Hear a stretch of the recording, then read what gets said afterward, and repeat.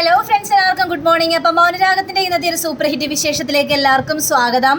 അങ്ങനെ നമ്മുടെ CS-നാണെങ്കിൽ ആകെ ചിരിയും വരികയാണ് കിരണിൻ്റെ ഓരോരോ ചോദ്യങ്ങളും കേട്ടിട്ട്. അപ്പോൾ കിരണ് ഭയങ്കര ഡൗട്ട്, അച്ഛാ ഇനി അച്ഛൻ തന്നെയാണോ അവൻ്റെ തലക്കിട്ട് അടിച്ചത് എന്ന് ചോദിച്ചു കഴിഞ്ഞപ്പോഴേക്കും CS ഒന്നും മിണ്ടാതിരിക്കുകയാണ്. എന്താ അച്ഛൻ ഒന്നും മിണ്ടാത്തത്? പറ അച്ഛാ, അച്ഛനാണോ അവൻ്റെ തലക്കിട്ടടിച്ച് കൊന്നതെന്ന് ചോദിച്ചപ്പോഴേക്കും എടാ നീ എന്തൊക്കെയാണ് ഈ പറയുന്നത്? ഞാൻ അവൻ്റെ തലക്കിട്ടൊന്നും അടിച്ചിട്ടില്ലടാ. എടാ അല്ലെങ്കിൽ തന്നെ എടാ കല്യാണം നടക്കുമ്പോൾ ഞാൻ ആ വിഷം കലർത്തിയ തേനും കുടിച്ചിട്ട് ഹോസ്പിറ്റലിൽ അഡ്മിറ്റ് അല്ലേ, ഞാൻ ആ കല്യാണത്തിന് വന്നില്ലല്ലോ. അപ്പം പിന്നെ ഞാൻ എങ്ങനെയാടാ അവൻ്റെ തലക്കിട്ട് അടിക്കുന്നത് എന്നിങ്ങനെ ചോദിക്കണം. അച്ഛൻ പറഞ്ഞതൊക്കെ ശരി തന്നെയാണ്, ഹോസ്പിറ്റലായിരുന്നു. പക്ഷേ ആരെങ്കിലെയും അച്ഛൻ ഏർപ്പെടുത്തിയിട്ടുണ്ടെങ്കിലോ, അങ്ങനെ എന്തെങ്കിലും ചെയ്തിട്ടുണ്ടെങ്കിൽ അതുകൊണ്ടാണ് ഞാൻ ചോദിച്ചത് അച്ഛനാണോ അവൻ്റെ തലക്കിട്ട് അടിച്ചതെന്ന്. എടാ പൊന്നു മോനെ, എടാ അങ്ങനെയാണ് നീ വിശ്വസിക്കുന്നതെങ്കിൽ വിശ്വസിച്ചോ, എനിക്കതിൽ യാതൊരു പ്രശ്നമൊന്നുമില്ല. എടാ തീരേണ്ട അവൻ തീർന്നു, ഇനി അവനെക്കുറിച്ചുള്ള ശല്യം ഇല്ല. പിന്നെ അഥവാ ഇനി അവൻ്റെ തലക്കിട്ടടിച്ചത് ആരാണോ അവനെ നമ്മൾ കണ്ടെത്തണം, അവനെ സംരക്ഷിക്കണം. അച്ഛാ പിന്നെ അത് ആരാണെന്ന് അറിയണ്ടേ? ആരാണെന്ന് ആർക്കും ഒരു എത്തുപിടിയും കിട്ടുന്നില്ല, പോലീസുകാർക്ക് പോലും അത് കണ്ടുപിടിക്കാനായിട്ട് സാധിച്ചിട്ടില്ല. പിന്നെ എങ്ങനെയാണ് അച്ഛാ അത് നമ്മൾ കണ്ടെത്തുന്നത്? എടാ കണ്ടെത്തിയാലാവുന്ന കാര്യമാണ് ഞാൻ പറഞ്ഞത്. ഇനി ആ കാര്യത്തെക്കുറിച്ച് ഓർത്ത് ടെൻഷൻ അടിച്ച് ഇനി നീ തലപുണ്ടാക്കണ്ട, വരുന്നിടത്ത് വെച്ച് തന്നെ കാണാമെന്ന് പറഞ്ഞുകൊണ്ട് നമ്മൾ CS അവിടെ നിന്ന് പോവുകയാണ്. എന്നാലും നമ്മുടെ കിരണിന് അപ്പോഴേക്കും ഭയങ്കര സന്തോഷം തോന്നുകയാണ്. ഏതായാലും അവൻ്റെ ശവശരീരം അവിടെ നിന്ന് എടുത്തിട്ട് നേരെ ചുടുകാട്ടിക്കൊണ്ട് കത്തിച്ചല്ലോ എന്നൊക്കെ അറിഞ്ഞു കഴിഞ്ഞപ്പോഴേക്കും കിരണ് ഭയങ്കര സന്തോഷം തോന്നുകയാണ്. ഇനി പോലീസുകാർ അന്വേഷിച്ചാൽ പോലും അവൻ്റെ പൊടി പോലും കിട്ടില്ലെന്ന് നമ്മുടെ കിരണിന് മനസ്സിലായി. അങ്ങനെ പിന്നീട് കാണിക്കുന്നത് നമ്മുടെ കല്യാണിയെയും കൊണ്ട് കിരൺ നേരെ വീട്ടിലേക്ക് എത്തുകയാണ്. അപ്പോൾ ഹോസ്പിറ്റലിൽ വിട്ടു, കല്യാണിയും കൊണ്ട് വീട്ടിലേക്ക് എത്തുക. അപ്പോൾ വീട്ടിലേക്ക് എത്തിക്കഴിഞ്ഞപ്പോഴേക്കും കാർത്തികയ്ക്കും ലക്ഷ്മിക്കൊക്കെ ഭയങ്കര ഒരു സന്തോഷം തോന്നുകയാണ്. കല്യാണി എന്ന് വിളിച്ചുകൊണ്ട് നേരെ അങ്ങോട്ട് കല്യാണിയുടെ മുന്നിലേക്ക് ഓടി ചെല്ലുകയാണ്. കല്യാണി എങ്ങനെയുണ്ട് കല്യാണി നിനക്കിപ്പോൾ എന്നൊക്കെ ചോദിച്ചു കഴിഞ്ഞപ്പോഴേക്കും എനിക്കിപ്പോൾ ഒരു കുഴപ്പമില്ല ചേച്ചി, ഞാൻ ഓക്കെയാണ്. കിരണേട്ടനാണ് എപ്പോഴും പേടി തോന്നുന്നത് കല്യാണി. എന്നാലും ഞങ്ങളൊക്കെ ശരിക്കും തീതുന്ന നിമിഷങ്ങളായിരുന്നു. നിമിഷങ്ങൾ ഇതിൽ നിനക്കൊരു ആപത്തും പറ്റില്ലല്ലോ, നിന്റെ ജീവനിൽ നിന്ന് തിരിച്ചു കിട്ടിയല്ലോ, അതിനെക്കുറിച്ച് ഓർക്കുമ്പോൾ ഭയങ്കര സന്തോഷം തോന്നുന്നു എന്നൊക്കെ ഇങ്ങനെ പറയാം. അങ്ങനെയും പറഞ്ഞുകൊണ്ട് കല്യാണിയെ നേരെ അകത്തേക്ക് കയറ്റിക്കൊണ്ട് പോവുകയാണ്. അപ്പം ലക്ഷ്മി കിരണിനോട് ചോദിക്കുകയാണ്, കിരണ യഥാർത്ഥത്തിൽ എന്താണ് സംഭവിച്ചത്? അല്ല ഗംഗാപ്രസാദിൻ്റെ കാര്യം അറിഞ്ഞല്ലോ, അവൻ്റെ തലക്കിട്ടടിച്ചത് ആരാണെന്ന് ഒരു പിടിയും കിട്ടുന്നില്ലല്ലോ എന്നൊക്കെ പറഞ്ഞപ്പോഴേക്കും അതെ അമ്മ, ആരാണ് എന്ന് ഒരു പിടിയും കിട്ടുന്നില്ല. ഏതായാലും നമ്മുടെ ഫിംഗർ പ്രിൻ്റ് അല്ലല്ലോ അതിൽ തെളിഞ്ഞിരിക്കുന്നത്. പക്ഷേ അപ്പോൾ ഗംഗാപ്രസാദിൻ്റെ തലക്കിട്ടടിച്ച് ആരോ ഒളിഞ്ഞിരിക്കുന്നുണ്ട്. പോലീസുകാർ വിടുന്ന മട്ടില്ല. അയാളാണെങ്കിൽ കോടതിയുടെ മുന്നിൽ നാണം കെട്ട് പോയതാണല്ലോ. ആ സമയത്ത് നമ്മളോട് ശരിക്കും വൈരാഗ്യമുണ്ട്. ഇതിന് പിന്നാലെ ഉറപ്പായിട്ടും അയാൾ ഇറങ്ങും. നമ്മളെ കൊടുക്കാനുള്ള എല്ലാ പണികളും അയാൾ ചെയ്തിരിക്കും. ഇത് കിട്ടുമ്പോഴേക്കും മോനെ ഇതിന് കൂടുതൽ പ്രശ്നമാകോ? എന്ത് പ്രശ്നമാകാനായിട്ട്? ഒരു പ്രശ്നമാകാനായിട്ട് പോകുന്നില്ല. ഇവിടെ കുഴി കുഴിച്ചപ്പോൾ ഗംഗാപ്രസാദിൻ്റെ ശവശരീരം കിട്ടിയില്ലല്ലോ, അത് തന്നെ മഹാഭാഗ്യമായിട്ടല്ലേ നമ്മൾ കരുതേണ്ടത് എന്നിങ്ങനെ പറയുകയാണ്. അതൊരു കണക്കിന് പറഞ്ഞാൽ ശരി തന്നെയാണ്. ഗംഗാപ്രസാദിൻ്റെ ശവം അവിടെ കിട്ടിയില്ല. പക്ഷേ എന്നാലും ആ ഇരുമ്പ് വടിയിൽ പറഞ്ഞിരിക്കുന്ന ആ ഫിംഗർ പ്രിൻ്റ് ആരുടേതാണ് മോനെ? ഇതിൽ നമുക്ക് പരിചയമുള്ള ആരെങ്കിലുടേതായിരിക്കും. പക്ഷേ അത് ആരാണെന്നാണ് പിടികിട്ടാത്തത്. ലക്ഷ്മി അമ്മേ, ഇനി ആ കാര്യത്തെക്കുറിച്ച് പറഞ്ഞ് നമ്മുടെ സമാധാനം എന്തിനാ കളയുന്നത്? അവൻ മരിച്ചു, അവൻ പോയി. ഇനി കേസ് അന്വേഷണം എങ്ങനെ വരുമെന്നറിയാം. ഇത് കേട്ടുകഴിഞ്ഞപ്പോഴേക്കും പിന്നെ വേറൊരുത്തനും കൂടി ഉണ്ടല്ലോ, വിക്രം എന്ന് പറഞ്ഞവൻ. അവനാണ് എല്ലാത്തിനേക്കാളും ഭയങ്കരമായവൻ. അവനെയാണ് ശരിക്കും പറഞ്ഞ് തീർക്കേണ്ടത്. അവൻ ഇപ്പോഴും ജീവിച്ചിരിക്കുന്നുണ്ട്. അവനിനി പുറത്തിറങ്ങിയിട്ട് എന്തൊക്കെയാ കാണിച്ചു കൂട്ടാൻ പോകുന്നതെന്ന് ആർക്കറിയാം. അവന് വൈരാഗ്യം കല്യാണിയോട് തന്നെയാണ്. ഇനി കല്യാണിക്ക് ഒരു ആപത്തുണ്ടാകാനായിട്ട് സമ്മതിച്ചൂടാ മോനെ എന്നൊക്കെ പറഞ്ഞപ്പോഴേക്കും ഇനി കല്യാണിയുടെ മേലൊരു കണ്ണ് എപ്പോഴും ഉണ്ടാകും. അവൻ ആ വിക്രം ഒന്നും ചെയ്യാനായിട്ട് പോകുന്നില്ല. ഗംഗാപ്രസാദിനേക്കാളും പേടിക്കേണ്ട ആവശ്യമൊന്നുമില്ല. അവനെ നുള്ളിയെടുത്ത് കളയാവുന്നതേ ഉള്ളൂ ലക്ഷ്മി അമ്മ എന്ന് പറയുകയാണ്. അങ്ങനെ രണ്ടുപേരും കൂടി ഇങ്ങനെ കാര്യങ്ങളെല്ലാം സംസാരിക്കുക. പിന്നീട് കാണിക്കുന്ന നമ്മുടെ സരയുവിനെയാണ്. അപ്പം സരയും അതേപോലെ തന്നെ താരയും. അപ്പം സരയു പറയാണ് താരയോട്, കണ്ടോ അവളെ ഡിസ്ചാർജായി വീട്ടിലേക്ക് വന്നു. ഞാൻ പറയുന്നത് മനസ്സിലാവുന്നില്ലേ? അവൾ ഡിസ്ചാർജായി വീട്ടിലേക്ക് വന്നു. എനിക്ക് വീണ്ടും തലവേദനയായി. എൻ്റെ കിരണിൻ്റെ ജീവിതത്തിലേക്ക് അവൾ മരിച്ചു പോകുമെന്നൊക്കെയാണ് ഞാൻ വിചാരിച്ചത്. ഹാ, അവളെ കൊല്ലാനായിട്ടാണല്ലോ എൻ്റെ അച്ഛൻ ശ്രമിച്ചത്. എന്നിട്ട് എൻ്റെ അച്ഛൻ കൊല്ലപ്പെട്ടു. അവൾ ദേ ജീവനോടെ വീട്ടിലേക്ക് വന്നിരിക്കുന്നു. എനിക്കിതൊക്കെ കാണുമ്പോഴേ സഹിക്കുന്നില്ല. ഓ, നിങ്ങൾക്ക് സഹിക്കാൻ പറ്റുന്നുണ്ടാവില്ലല്ലേ? എനിക്കറിയാം ആ കാര്യങ്ങളൊക്കെ. കല്യാണിയെ സ്നേഹിക്കുന്നവരാണല്ലോ അവളുടെ ചുറ്റിനുള്ളത്. അതേപോലെ തന്നെ നിങ്ങളുടെ മകള് ഞാനാണെങ്കിൽ പോലും നിങ്ങൾക്ക് അവളോടാണ് കൂറെന്ന് എനിക്ക് നന്നായിട്ട് അറിയാം. പക്ഷേ വേറൊരു കാര്യം നിങ്ങൾ ശ്രദ്ധിച്ചോ? ഞാനീ പറയുന്ന കാര്യങ്ങൾ മുഴുവനും ആരോടെങ്കിലും പറഞ്ഞു കഴിഞ്ഞിട്ടുണ്ടെങ്കിൽ പിന്നെ ഈ സരയിൻ്റെ യഥാർത്ഥ മുഖം നിങ്ങൾ കാണും. നിങ്ങളുടെ മകള് ഞാനാണ്, പിന്നെ എന്തിനാണ് അവൾക്ക് വേണ്ടി വേദനിക്കുന്നത്? പക്ഷേ അവളെ ഞാൻ തൂർത്തെറിയും. ഞാൻ ആഗ്രഹിച്ച കാര്യമാണ് കിരണിനെ എനിക്ക് സ്വന്തമാക്കണമെന്നുള്ളത്. അതിനു വേണ്ടി തന്നെയാണ് പാവം എൻ്റെ അച്ഛൻ ബലികേടായത്. അതും മൃഗങ്ങളാണ് എൻ്റെ അച്ഛനെ കടിച്ച് കീറി കൊന്നത്. ഇതൊന്നും എനിക്ക് സഹിക്കുന്നതിലും അപ്പുറം തന്നെയാ. അതുകൊണ്ട് തന്നെ എനിക്ക് കിരണിനെ സ്വന്തമാക്കണം. അതിനെ അവളില്ലാതായാലും ശരി, ഇനി ഞാനാ മുൻകൈ എടുത്ത് ഇറങ്ങാനായിട്ട് പോകുന്നത്. ഇതിൽ ആര് തടസ്സം നിന്നാലും അവരെയൊക്കെ ഞാൻ വെറുതെ വിടില്ല എന്നും പറഞ്ഞുകൊണ്ട് സരയു ഭയങ്കരമായിട്ടും ഭീഷണിപ്പെടുത്തുക. ഇത് കേട്ട താരയ്ക്കാണെങ്കിൽ അവളുടെ മുന്നിൽ ഒന്നും പറയാൻ പറ്റാത്തൊരവസ്ഥ. എന്തെങ്കിലും പറഞ്ഞു കഴിഞ്ഞിട്ടുണ്ടെങ്കിൽ ഇനി വേറെ പരിപാടിക്ക് പോകുമോ അല്ലെങ്കിൽ ഇവൾ തന്നെ വിട്ടുപോകുമോ എന്നുള്ളൊരു ഭയം താരയുടെ മനസ്സിൽ ഭയങ്കരമായിട്ട് ഇങ്ങനെ വന്ന് ഉദിച്ചിങ്ങനെ കയറുകയാണ്. അപ്പോൾ ഒന്നും പറയാൻ പറ്റാത്തൊരു അവസ്ഥയിൽ നിൽക്കുകയാണ് നമ്മുടെ താരയും. അപ്പോൾ സരയു ആണെങ്കിൽ ഭയങ്കരമായിട്ടും വാശി കൂടിയൊരവസ്ഥയിൽ. അങ്ങനെ പിന്നീട് കാണിക്കുക നമ്മുടെ പോലീസിനെയാണ്. അപ്പോൾ CI ആണെങ്കിൽ ഒന്നും കണ്ടുപിടിക്കാൻ പറ്റുന്നില്ല. അപ്പോൾ അവിടെ ആ കുടിച്ച കാര്യങ്ങളെല്ലാം CI സാർ അവിടെ ആലോചിക്കുകയാണ്. കുടിച്ചപ്പോഴേക്കും കുറേ കുടിച്ചെങ്കിലും ഈ ഗംഗാപ്രസാദിൻ്റെ ജഡം അവിടെ നിന്ന് കിട്ടിയില്ലല്ലോ. അങ്ങനെ ഒരു പ്രതീക്ഷയോട് കൂടി തന്നെയാണ് അവരവിടെ കുടിച്ചത്. അതൊക്കെ ആലോചിച്ച് കഴിഞ്ഞപ്പോഴേക്കും ഇയാൾക്കാണെങ്കിൽ ആകെ അരിശയവും വരുന്നുണ്ട്. അപ്പോൾ വേറൊരു പോലീസുകാരൻ വരികയാണ്. സാറേ എന്താ സാറേ വിളിച്ചതെന്ന് ചോദിച്ചപ്പോഴേക്കും അതെ, ഗംഗാപ്രസാദിൻ്റെ ബോഡി ഏതായാലും ആ കുഴിയിൽ നിന്ന് കിട്ടിയില്ല. അപ്പോൾ ആ ജഡം അവരെങ്ങോട്ടോ മാറ്റിയിട്ടുണ്ട്. നമ്മളുടെ അന്വേഷണം രൂക്ഷമാകുമെന്ന് അവർക്ക് നന്നായിട്ട് തന്നെ അറിയാം. അതുകൊണ്ട് തന്നെയാണ് ആ ബോഡി അവരെങ്ങോട്ടോ മറച്ച് വെച്ചത്. ഇനി ഇത് പിന്നോട്ടില്ലടോ, നമുക്കിതിനെക്കുറിച്ച് അന്വേഷിക്കണമെന്ന് പറയണം. ഇത് കേട്ട് കഴിഞ്ഞപ്പോഴേക്കും സാറേ എന്തിനാണ് സാറേ വെറുതെ, അവൻ ഈ ജീവിതത്തിൽ തന്നെ വല്ലാത്തൊരു ഇതായി നടക്കുമായിരുന്നു. പിന്നെ പോലീസുകാർക്കും തലവേദനയായിരുന്നില്ലേ? അവൻ പിടികിട്ടിയ പുള്ളിയായിട്ട് അവനെ നിയമിച്ചു അല്ലേ? എന്നിട്ട് എന്തിനാണ് അവനെക്കുറിച്ച് അന്വേഷിക്കുന്നത്? അവൻ മരിച്ച് കേസെല്ലാം കഴിഞ്ഞു.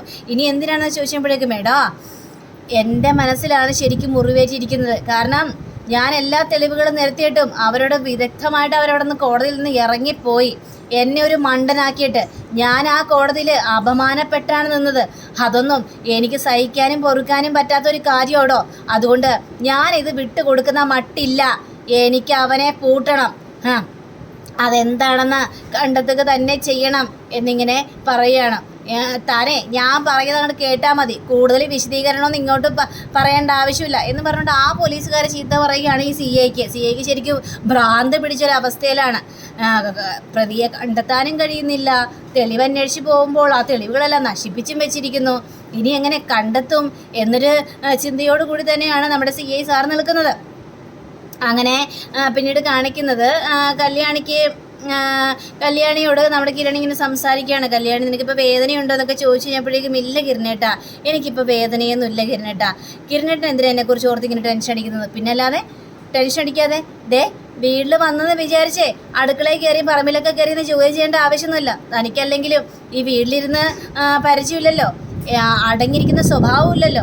എവിടെയെങ്കിലും കയറി അങ്ങോട്ട് ജോലി ചെയ്തോളും. അതുകൊണ്ടത് വേണ്ട എന്നാ പറഞ്ഞത്. എൻ്റെ പൊന്ന് കിരണേട്ടാ, ഞാൻ അങ്ങനെയൊന്നും ചെയ്യില്ലെന്ന്. ഇവിടെ തൻ്റെ ബോഡി താൻ സൂക്ഷിച്ചേ മതിയാവുള്ളൂ. കാരണം ഇപ്പോഴും ഓക്കെ ആയിട്ടില്ല.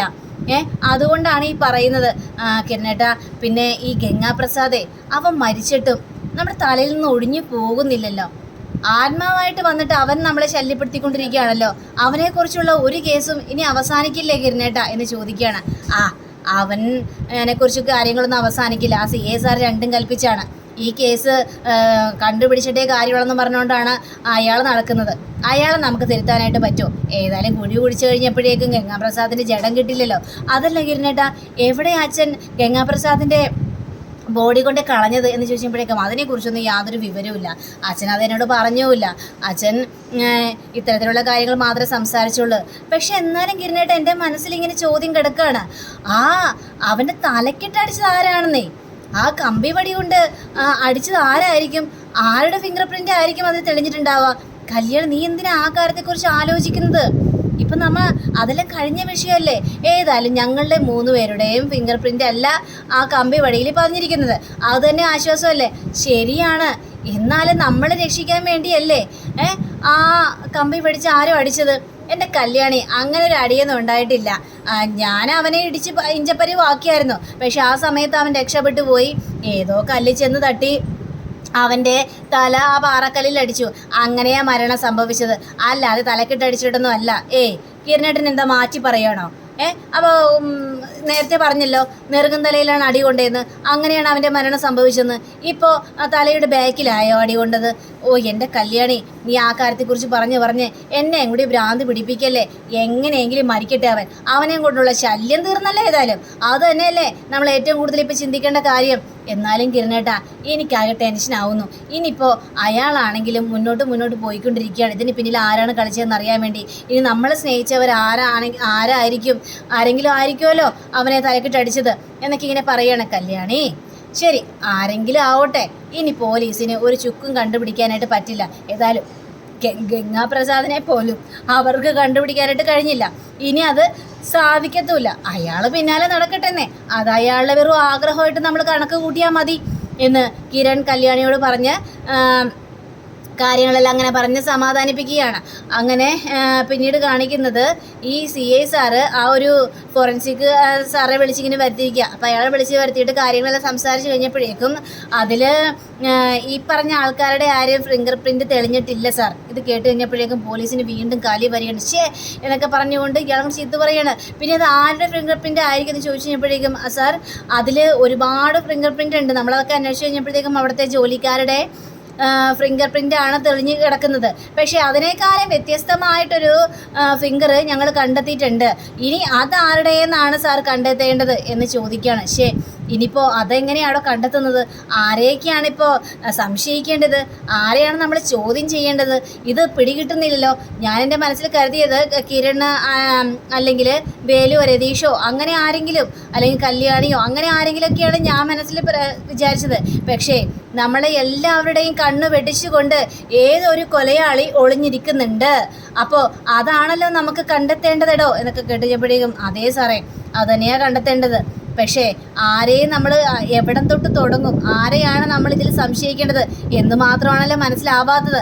ആ കല്യാണ സമയത്ത് ഗംഗാപ്രസാദിനെ തലക്കിട്ടടിച്ചത് ആരാണ്? ഇതാണല്ലോ നമുക്ക് കണ്ടെത്തേണ്ടത്. ഉടനെ തന്നെ അത് കണ്ടെത്തണം. എനിക്കതിനെ ഇതിൽ നിന്ന് തോറ്റു പിന്മാറാനായിട്ട് പറ്റില്ല. ഇത് കണ്ടെത്തിയേ മതിയാവുള്ളൂ എന്നിങ്ങനെ പറയുകയാണ്.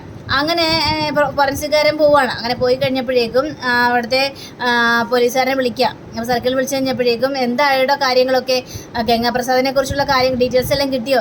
എൻ്റെ പൊന്നു സാറേ, ഇല്ല സാറേ, എങ്ങനെ പോയി ഞങ്ങൾ അന്വേഷിക്കാനാണ്?